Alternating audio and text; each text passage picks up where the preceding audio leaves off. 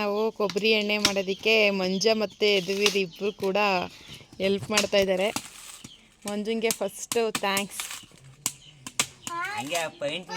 ಯದುವೀರ್ಗೆ ಮಂಜುಂಗೂ ಥ್ಯಾಂಕ್ಸ್. ಅದಕ್ಕೆ ಸುಮಾರು ವಿಡಿಯೋದಲ್ಲಿ ಮಂಜ ಹೆಲ್ಪ್ ಮಾಡಿದ್ದಾನೆ ಕೆಲಸ ಮಾಡೋದಕ್ಕೆ. Hi everyone, welcome back to my channel.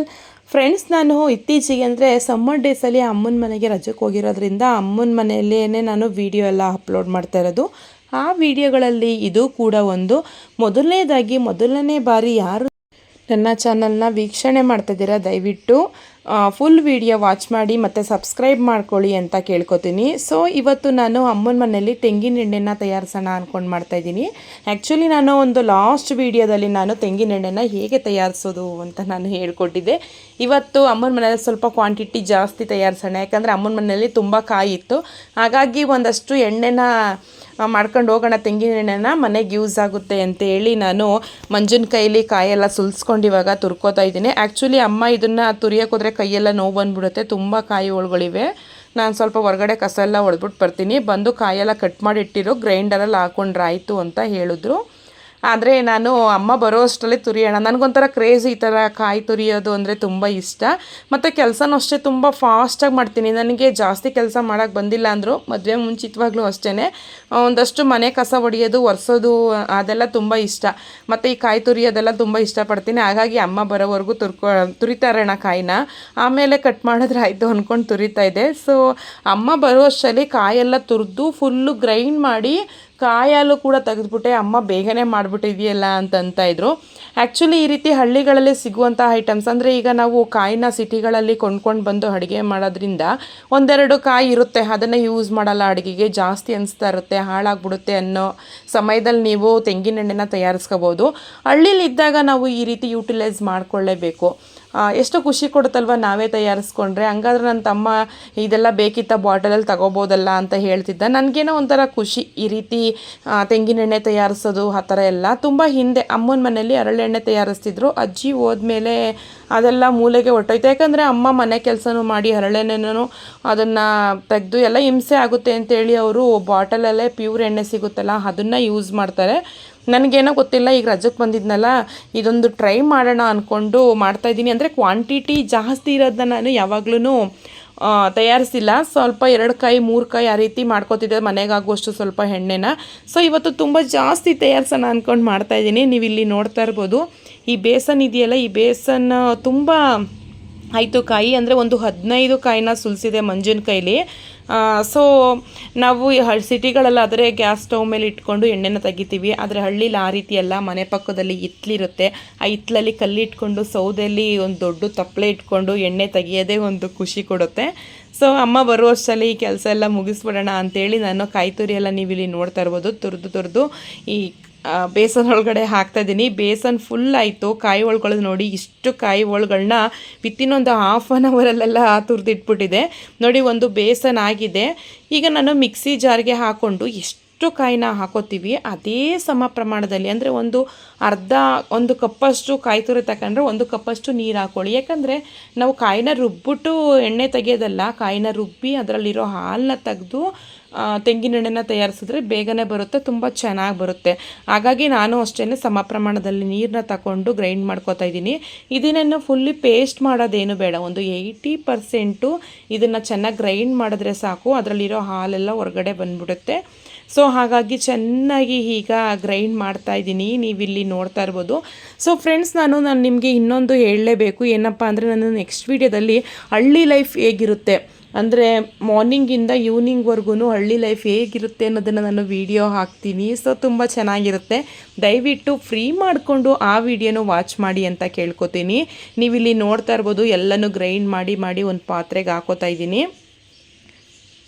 ನಮ್ಮಮ್ಮ ಗ್ರೈಂಡರ್ಗೆ ಹಾಕೊಳ್ಳೋಣ ಒಂದೇ ಸರಿ ಆಗುತ್ತೆ ಅಂತ ಹೇಳಿದ್ರು. ಬಟ್ ಅಮ್ಮ ಬರೋವರೆಗೂ ಅಂದರೆ ನನಗೆ ಗ್ರೈಂಡರ್ನ ಯೂಸ್ ಮಾಡೋದಕ್ಕೆ ಬರಲ್ಲ, ಅದನ್ನೆಲ್ಲ ನೀಟಾಗಿ ಫಿಕ್ಸ್ ಮಾಡ್ಕೋಬೇಕು, ಹಿಂಸೆ ಆಗುತ್ತೆ ಅಂತೇಳಿ ಅಮ್ಮ ಬರೋವರೆಗೂ ಮಿಕ್ಸಿಲೇ ಟ್ರೈ ಮಾಡೋಣ ಅಂದ್ಕೊಂಡು ಮಾಡಿದೆ. ಬಟ್ ಅವ್ರು ಬರೋ ಅಷ್ಟರಲ್ಲಿ ಎಲ್ಲ ಕೆಲಸನೂ ಮುಗ್ದೇ ಹೋಯ್ತು. ನೀವು ಇಲ್ಲಿ ನೋಡ್ತಾ ಇರ್ಬೋದು, ಒಂದು ಲುಂಗಿ ಬಟ್ಟೆನ ತೊಗೊಂಡಿದ್ದೀನಿ.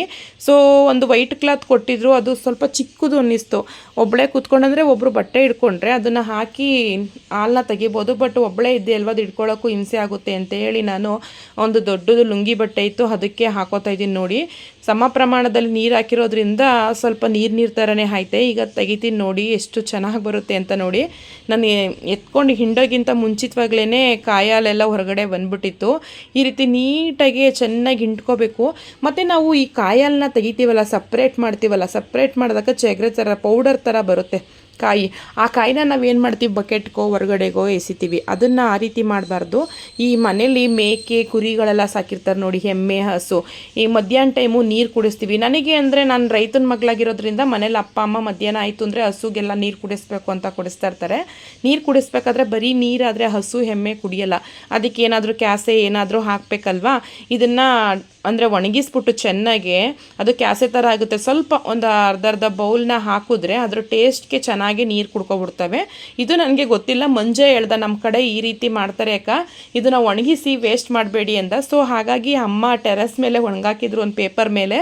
ಇದನ್ನು ಕುರಿಗೆಲ್ಲ ನೀರು ಕುಡಿಸ್ಬೇಕಾದ್ರೆ ಸ್ವಲ್ಪ ಸ್ವಲ್ಪ ಮೇಲೆ ಹಾಕಿದ್ರೆ ಚೆನ್ನಾಗಿ ಕುಡಿತವೆ ಅಂತೇಳಿ.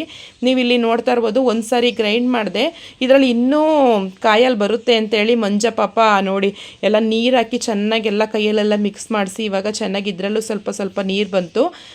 ಇದಕ್ಕೆ ಅಂದರೆ ತೆಂಗಿನ ಎಣ್ಣೆಗೆ ನಾವು ಎಷ್ಟು ನೀರು ಹಾಕ್ತೀವಿ ತೆಂಗಿನ ಎಣ್ಣೆ ತಯಾರಿಸ್ಬೇಕಾದ್ರೆ ಅಷ್ಟು ಎಣ್ಣೆ ಬರುತ್ತೆ ಅಂತಲೇ ಹೇಳ್ಬೋದು. ನೀವು ಇಲ್ಲಿ ನೋಡ್ತಾ ಇರ್ಬೋದು, ನಮ್ಮ ಹಿತ್ತಲಲ್ಲಿ ಕಲ್ಲು ಹಾಕ್ಸಿದ್ದೀನಿ. ಕಲ್ಲು ಹಾಕ್ಸ್ಬಿಟ್ಟು ಒಂದು ಪಾತ್ರೆ ಇಟ್ಟಿದ್ದೀನಿ. ಒಂಥರ ಖುಷಿಯಾಗುತ್ತೆ. ನಮ್ಮ ಅಜ್ಜಿ ಎಲ್ಲ ಇದ್ದಾಗ ದೊಡ್ಡ ಪಾತ್ರೆ ಇಟ್ಕೊಂಡು ಹರಳೆಣ್ಣೆ ತಯಾರಿಸ್ತಿದ್ರು. ನಾವು ಪಕ್ಕದಲ್ಲಿ ಕೂತ್ಕೊಂಡು ಎಣ್ಣೆ ಬರೋವರೆಗೂ ವೆಯ್ಟ್ ಮಾಡ್ತಾ ಇರೋವು. ಅಂದರೆ ಅವರು ಬೆಳಗಿನ ಜಾವ ಮಾಡ್ತಿದ್ರು. ನಮ್ಮಮ್ಮ ಹೇಳ್ತು, ಇವತ್ತೇನು ಅರ್ಜೆಂಟ್ ಇಲ್ಲ ದಿವ್ಯ, ಬೆಳಿಗ್ಗೆ ಮಾಡುವಂತೆ ಅಂತ. ಅವ್ರ ಮಾತು ಕೇಳಿದರೆ ನನಗೆ ರಾತ್ರಿವರೆಗೂ ವೆಯ್ಟ್ ಮಾಡೋಂಗೆ ಇರಲಿಲ್ಲ. ಆದರೆ ಅದಕ್ಕೆ ಹೇಳೋದು, ದೊಡ್ಡವ್ರು ಹೇಳ್ದಂಗೆ ಕೇಳಬೇಕು ಅಂತ. ನಮಗೆ ನಾವೇ ಮಾಡೋಕ್ಕೋಯ್ತೀವಿ, ನೈಟ್ ಆಗಿಬಿಡ್ತು. ಆದರೆ ಏನೂ ಮಾಡೋದಕ್ಕಾಗಲಿಲ್ಲ, ಹಿಡ್ದಟ್ಟ ಬಿಡಬಾರ್ದು ಅಂತ ಹೇಳ್ತಾರಲ್ಲ, ಅದಕ್ಕೋಸ್ಕರ ರಾತ್ರಿ ಆದರೂ ಪರವಾಗಿಲ್ಲ ಅಂತೇಳಿ ನಾನು ರಾತ್ರಿಯೇ ಎಣ್ಣೆ ಎಲ್ಲ ಚೆನ್ನಾಗಿ ಬೇಯಿಸ್ಬಿಟ್ಟು ಇಟ್ಬಿಟ್ಟೆ. ಬೆಳಗ್ಗೆ ಎದ್ದು ಚೆನ್ನಾಗಿ ಸೋಸ್ಕೊಂಡೆ, ಎಣ್ಣೆ ಚೆನ್ನಾಗಿ ಬಂತು. ಸೊ ಇವಾಗ ನಾನು ಒಲೆಗೆ ಬೆಂಕಿ ಹಚ್ಬಿಟ್ಟು ಇವಾಗ ನಾನು ಏನು ಕಾಯಲ್ನ ತೊಗೊಂಡಿದ್ದೀನಿ ಅದನ್ನು ಹಾಕೋತಾ ಇದ್ದೀನಿ. ನಮ್ಮ ಮಕ್ಕಳು ನೋಡಿ ಇಲ್ಲಿ ನಿಂತಿದ್ದಾರೆ. ಏನಾದರೂ ಒಂದು ಕೆಲಸ ಮಾಡ್ತೀವಿ ಅಂದರೆ ಮಕ್ಕಳು ಮಾತ್ರ ನಮ್ಮದೊಂದು ಕೈ ಇರಲಿ ಅಂತ ಬಂದು ನಿಂತ್ಕೋತಾರಲ್ಲ, ಆ ರೀತಿ ಇಬ್ಬರು ಆಟ ಆಡಿಕೊಂಡು ಇಲ್ಲೇ ನಿಂತಿದ್ದಾರೆ. ಅದು ಎಣ್ಣೆ ಬರುವಷ್ಟರಲ್ಲಿ ಸುಮಾರು ಒಂದು 7:15 ಆಗೋಯ್ತು. ಇವಾಗ ಆ್ಯಕ್ಚುಲಿ 6:15 ಒಲೆ ಹಚ್ಚಿದಾಗ. ಅದರಲ್ಲಿ ಮಕ್ಕಳು ಮೇಂಟೈನ್ ಮಾಡ್ಕೊಂಡು ಮಾಡೋದೈತಲ್ಲ ಕೆಲಸ, ತುಂಬಾ ಕಷ್ಟ. ಬಂದು ಬೆಂಕಿ ತಳ್ಳೋದು, ಒಂದೊಂದು ಗರಿಗೆ ಹಾಕ್ಬಿಡೋದು, ಮಿಸ್ಸಾಗಿ ಯಾರಿಗಾದ್ರೂ ಬಟ್ಟೆಗೆ ಟಚ್ ಮಾಡೋದು, ಆ ರೀತಿ ಎಲ್ಲ ಮಾಡ್ತಾಯಿರ್ತಾರೆ. ನೀವು ಇಲ್ಲಿ ನೋಡ್ತಾ ಇರ್ಬೋದು, ನಮ್ಮ ಗಾಯತ್ರಿ ಅಜ್ಜಿನೂ ಕೂಡ ಎಲ್ಪ್ ಮಾಡ್ತಾಯಿದ್ದಾರೆ. ಅವರು ಯಾಕೆ ಇವೆಲ್ಲ ಬೇಕು, ದುಡ್ಡು ಕೊಟ್ಟು ತಗೊಂಡ್ರಾಗಲ್ವಾ ಅಂತ ನನ್ನ ಚೆನ್ನಾಗಿ ರೇಗಿಸ್ತಾಯಿದ್ರು. ಅಲ್ಲ, ದುಡ್ಡು ಕೊಟ್ಟು ತಗೋಬೋದು, ಇದೊಂಥರ ಕ್ಯೂರಿಯಾಸಿಟಿ ಅಲ್ವ, ಒಂಥರ ಖುಷಿಯಾಗುತ್ತೆ ನಾವೇ ಮಾಡಿದ್ದು ಎಣ್ಣೆನ ಅಂತ. ಹಾಗಾಗಿ ಮಾಡ್ತಾಯಿದ್ದೀನಿ. ಎಲ್ಲ ಸರಿ ಏನು ಪ್ರಿಪೇರ್ ಮಾಡೋಕ್ಕೆ ಹೋಗಲ್ಲ ಅಂತೇಳಿ ಅಜ್ಜಿಗೆ ಹೇಳ್ಬಿಟ್ಟು ಮಾಡ್ತಾಯಿದ್ದೀನಿ. ಒಂಥರ ಖುಷಿಯಾಗುತ್ತೆ. ಹಿತ್ತಲಲ್ಲಿ ಕೂತ್ಕೊಂಡು ತಂಪಾಗಿ ಗಾಳಿ ಬೀಸ್ತಾ ಇರುತ್ತೆ. ಅದರಲ್ಲೂ ಈ ಸೆಕೆಲಂತೂ ಎಣ್ಣೆ ತೆಗೆಯೋದು ಅಂದರೆ ಎಷ್ಟು ಖುಷಿಯಾಗುತ್ತಲ್ವ. ನಾವು ಎಣ್ಣೆ ಮಾಡ್ತಾಯಿದ್ದಂಗೆ ಜೋರು ಮಳೆ ಬಂದುಬಿಡ್ತು. ನಮ್ಮನೇಲಂತೂ ಫುಲ್ಲು ರೇಗಿಸ್ತಾಯಿದ್ರು, ಇವತ್ತು ಅಪರೂಪಕ್ಕೆ ನೀನು ಒಲೆ ಎಲ್ಲ ಹಚ್ಚಿದೆಯಲ್ವ, ಅದಕ್ಕೆ ಮಳೆ ಬರ್ತೈತೆ, ದಿನ ಹಿಂಗೆ ಮಾಡೋ ಕೆಲಸನ ಅಂತ ಹೇಳ್ತಾಯಿದ್ರು. ಸೊ ತುಂಬಾ ಖುಷಿಯಾಗುತ್ತೆ. ನೋಡಿ, ಕುದಿ ಬರ್ತೈತೆ. ಇದು ಫುಲ್ಲು ಹುಬ್ಬು ಬರಬೇಕಾದ್ರೆ ಉರಿನ ಕಡಿಮೆ ಮಾಡಬೇಕು, ಇಲ್ಲಾಂದರೆ ಎಲ್ಲ ಹುಬ್ಬು ಬಂದು ಸುರಿದೋಗುತ್ತೆ. ನನಗೆ ಈ ಕೆಲಸ ಎಲ್ಲ ಅಂದರೆ ಈ ಒಲೆ ಎಲ್ಲ ಹಚ್ಕೊಂಡು ಮಾಡಿ ರೂಢಿ ಇಲ್ಲ. ಪಾಪ ಮಂಜ ತುಂಬ ಹೆಲ್ಪ್ ಮಾಡ್ದ. ಅವನಿಗಂತೂ ತುಂಬ ಥ್ಯಾಂಕ್ಸ್ ಹೇಳೋಕ್ಕೆ ಇಷ್ಟಪಡ್ತೀನಿ. ಯಾಕಂದರೆ ಅವನು ಒಂಥರ ನನ್ನ ತಮ್ಮನ ಥರ. ಅಕ್ಕ ಕೊಡಿಯಕ್ಕ, ನಿಮ್ಗೆ ರೂಢಿ ಇಲ್ಲ, ನಾನು ಕೈ ಆಡ್ತೀನಿ ಕೊಡಿಯಕ್ಕ ಅಂದ್ಕೊಂಡು ಅವ್ನು ನೋಡಿ ಎಲ್ಲನೂ ನೀಟಾಗಿ ಎಣ್ಣೆ ತೆಗಿಯೋಕ್ಕಂತೂ ತುಂಬ ಹೆಲ್ಪ್ ಮಾಡ್ದ ಅವನು. 8:15 ಆಗ್ಬಿಡ್ತು ಎಣ್ಣೆ ಬರೋ ಅಷ್ಟರಲ್ಲಿ. ರಾತ್ರಿ ಟೈಮ್ ಏನು ಇದನ್ನು ಸೋಸ್ಕೊಂಡು ಕೂತ್ಕೊಳ್ಳೋದು ಅಂತೇಳಿ ಒಲೆಯೆಲ್ಲ ಹಾರಿಸ್ಬಿಟ್ಟು ಮನೆ ಒಳಗಡೆ ಹೊರಟೋದ್ವಿ. ಬೆಳಿಗ್ಗೆ ಆದಮೇಲೆ ಚೆನ್ನಾಗಿ ಮೇಲೆ ತೇಲ್ ಬಂದಿತ್ತು ನೋಡಿ. ನಮ್ಮಮ್ಮ ಆದರೂ ಕೂಡ ಇದನ್ನು ಒಪ್ಪಲೇ ಇಲ್ಲ, ಇನ್ನೂ ಚೆನ್ನಾಗಿ ಬರ್ತಿತ್ತು ಎಣ್ಣೆ, ಎಲ್ಲ ವೇಸ್ಟ್ ಮಾಡಿಬಿಟ್ಟೆ ನೀನು ಅಂತ ಬೈತಾಯಿದ್ರು. ಆದರೂ 1 ಲೀಟ್ರಷ್ಟು ಎಣ್ಣೆ ಬಂತು. ನಮ್ಮಮ್ಮ ಒಂದು ಸಾರಿ ಮಾಡಿದ್ರು, ತುಂಬ ಎಣ್ಣೆ ಬಂದಿತ್ತಂತೆ.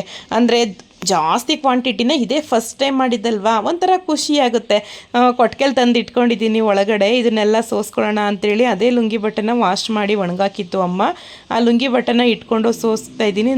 ನೋಡ್ಬೋದು ನೀವು ಇಲ್ಲಿ ಎಷ್ಟು ಚೆನ್ನಾಗಿ ಬರ್ತೈತೆ ನೋಡಿ ಎಣ್ಣೆ. ಅಷ್ಟು ಬಂದಿದ್ದಕ್ಕೆ ನನಗಂತೂ ಫುಲ್ಲು ಖುಷಿ ಆಯ್ತಿತ್ತು. ಅಮ್ಮ ನಾನೇ ಪ್ರಿಪೇರ್ ಮಾಡಿದ್ದು ನೋಡು ಅಂತೇಳಿ. ನಮ್ಮಮ್ಮ ಪುನಃ ಏನು ಮಾಡಿದ್ರು ಗೊತ್ತಾ, ಇಲ್ಲಿ ಇದೆಲ್ಲ ಪೌಡರ್ ಥರ ಬಂದೈತಲ್ಲ ಮೇಲ್ಗಡೆ, ಅದನ್ನು ಪುನಃ ಒಂದು ಪಾತ್ರೆಗೆ ಹಾಕಿ ಇಂಡಕ್ಷನ್ ಸ್ಟವಲ್ಲಿ ಇಟ್ಟು ಚೆನ್ನಾಗಿ ಕುದಿಸಿದ್ರು. ಅದರಲ್ಲೂ ಸ್ವಲ್ಪ ಎಣ್ಣೆ ಬಂತು. ಅಮ್ಮ ನಾನು ಎಲ್ಲೋ ಚೆನ್ನಾಗಿ ಮಾಡ್ತೀಯ ನೀನು ಅಂದ್ಕೊಂಡು ನಾನು ಹತ್ರಕ್ಕೆ ಬಂದಿಲ್ಲ. ನೋಡಿದ್ರೆ ಎಲ್ಲ ವೇಸ್ಟ್ ಮಾಡಿದ್ದಿಲ್ಲ ನೀನಂತೇಳಿ ಅಮ್ಮ ಪುನಃ ಎಣ್ಣೆ ಬರುವಾಗ ಮಾಡಿದ್ರು ಅದರಲ್ಲೇ. ಅದಕ್ಕೆ ಹೇಳೋದು, ಗೊತ್ತಿರೋರ ಕೈಲಿ ನೀಟಾಗಿ ಹೇಳಿಸ್ಕೊಂಡು ಮಾಡಬೇಕು ಅಂತ. ಗೊತ್ತಿದೆ ಅಂದ್ಕೊಂಡು ಮುಂಚಿತವಾಗಿ ಎಲ್ಲ ಮಾಡೋಕ್ಕೆ ಹೋಗ್ಬಾರ್ದು. ಸೊ ಆಲ್ಮೋಸ್ಟ್ ನನಗೆ ಎಣ್ಣೆ ತೆಗಿಯೋಕ್ಕೆ ಬರುತ್ತೆ, ಬಟ್ ಇನ್ನೂ ಚೆನ್ನಾಗಿ ನೀರು ಹಾಕ್ಬೇಕಿತ್ತಂತೆ. ಜಾಸ್ತಿ ಕ್ವಾಂಟಿಟಿ ಕಾಯಿತ್ತಲ್ವಾ, ನಾನು 2 ಕಾಯಲ್ಲಿ ಮಾಡಿದ್ದು. ಅಮ್ಮ ಪುನಃ ನಾನು ಊರಿಗೆ ಬಂದ ಮೇಲೂ ಕೂಡ ಆ ಪೌಡರ್ನ ಇಟ್ಕೊಂಡು ಚೆನ್ನಾಗಿ ಕುದಿಸಿದ್ರಂತೆ. ಎಣ್ಣೆ ತುಂಬ ಚೆನ್ನಾಗಿ ಬಂತು ಅಂತ ಹೇಳ್ತಾಯಿದ್ರು. ಸೊ ಪುನಃ ನಮ್ಮಮ್ಮ ನೋಡಿ ಸ್ಟವ್ ಮೇಲೆ ಇಟ್ಕೊಂಡು ಆ ಎಣ್ಣೆನ ಚೆನ್ನಾಗಿ ಕುದಿಸಿದ್ರು. ಕುದಿಸಾದ್ಮೇಲೆ ಲಾಸ್ಟಲ್ಲಿ ನೀವು ಇಲ್ಲಿ ನೋಡ್ತಾ ಇರ್ಬೋದು, ಎಣ್ಣೆ ನೋಡಿ ಎಷ್ಟು ಚೆನ್ನಾಗಿ ಬರ್ತೈತೆ. ಸಖತ್ತಾಗಿ ಘಮ್ಮ ಅಂತಿತ್ತು. ನಮಗಂತೂ ತುಂಬಾ ಖುಷಿಯಾಯಿತು. 1 ಲೀಟರ್ ಬಂತು ನಾನು ತಯಾರಿಸಿದ್ದು. ಪುನಃ ಅಮ್ಮ ಇನ್ನೂ 1 ಲೀಟರಷ್ಟು ಎಣ್ಣೆ ಬಂತು. ನೀನು ವೇಸ್ಟ್ ಮಾಡಿಬಿಡ್ತಿದ್ದಲ್ಲ, ನೀನು ಮಾತು ಕೇಳ್ಕೊಂಡು ನಾನು ಎಲ್ಲ ತಿಪ್ಪೆಗೆ ಸುರಿದ್ಬಿಡ್ತಿದ್ದೆ ಅಂದರೆ ಇಲ್ಲಿ ಆಯ್ತಲ್ಲ ನೋಡಿ ಗಷ್ಟ ಥರ. ಅದನ್ನು ಪುನಃ ನೀರಾಗಿ ಕುದಿಸ್ತಂತೆ. ಇನ್ನೂ 1 ಲೀಟರಷ್ಟು ಎಣ್ಣೆ ಬಂತು ಅಂತ ಹೇಳ್ತಾಯಿತ್ತು ಅಮ್ಮ ನಾನು ಊರಿಗೆ ಬಂದಮೇಲೆ. ಆ್ಯಕ್ಚುಲಿ ಇದೆಲ್ಲ ಅಮ್ಮನ ಊರಲ್ಲಿದ್ದಾಗ ನಾನು ವೀಡಿಯೋ ಮಾಡ್ಕೊಂಡಿದ್ದು. ಊರಿಗೆ ಬಂದಮೇಲೆ ಫ್ರೀಯಾಗಿರ್ತೀನಲ್ವ, ಈಗೆಲ್ಲ ವೀಡಿಯೋನೂ ಕೂಡ ನಾನು ಅಪ್ಲೋಡ್ ಮಾಡ್ತಾಯಿದ್ದೀನಿ. ಸೊ ಫ್ರೆಂಡ್ಸ್, ನೀವು ನೋಡಿದ್ರಲ್ಲ ನಾನು ಯಾವ ರೀತಿ ಎಣ್ಣೆನ ತೆಗೆದೆ ಅಂತ, ತೆಂಗಿನ ಎಣ್ಣೆನ. ನೀವು ಕೂಡ ನಿಮ್ಮ ಮನೇಲಿ ಕಾಯಿಗಳು ಜಾಸ್ತಿ ಇದ್ದಾಗ ಇದೇ ರೀತಿ ಮಾಡಿ. ಸೊ ತುಂಬಾ ಖುಷಿ ಕೊಡುತ್ತೆ. ನೀವು ಇಲ್ಲಿ ನೋಡ್ತಾ ಇರ್ಬೋದು, ಬಾಟಲ್ಗೂ ಕೂಡ ಹಾಕ್ಕೊಂಡಿದ್ದೀನಿ. ಅಮ್ಮ ಇಟ್ಕೊಂಡಿಲ್ಲ, ನೀನೇ ತಗೊಂಡೋಗು, ಉಳಿದಿರೋ ನಾನೀಗ ಎಣ್ಣೆ ತೆಗಿತೀನಲ್ಲ ಅದನ್ನು ನಾನು ಇಟ್ಕೋತೀನಿ ಅಂತ ಹೇಳ್ತು. ಈ ಎಣ್ಣೆನ ನಮ್ಮೂರಿಗೆ ತೊಗೊಂಡು ಬಂದೆ ನಾನು. ಸೊ ನಾವು ಯೂಸ್ ಮಾಡ್ಕೊಳ್ಳೋಣ ಅಂತ ಹೇಳಿ. ಸೊ ಫ್ರೆಂಡ್ಸ್, ಈಗ ನಾನು ಈ ವಿಡಿಯೋನ ಎಂಡ್ ಮಾಡ್ತಾ ಇದ್ದೀನಿ. ನಿಮಗೆ ಈ ವಿಡಿಯೋ ಇಷ್ಟ ಆಗಿದ್ರೆ ದಯವಿಟ್ಟು ಹೇಗಿತ್ತು ಅಂತ ಕಾಮೆಂಟ್ ಮಾಡಿ, ಲೈಕ್ ಮಾಡಿ, ಶೇರ್ ಮಾಡಿ. ನೆಕ್ಸ್ಟ್ ವಿಡಿಯೋನೂ ಕೂಡ ದಯವಿಟ್ಟು ವಾಚ್ ಮಾಡಿ ಅಂತ ಕೇಳ್ಕೊತೀನಿ. Okay friends, thank you for watching. Bye.